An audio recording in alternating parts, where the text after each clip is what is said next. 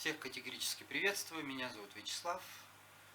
Наблюдая на YouTube за многими каналами мастеров различных, пришел к выводу, что каждый уважающий себя самоделкин, в принципе мастер, просто обязан сделать циркулярную пилу в столе своими руками.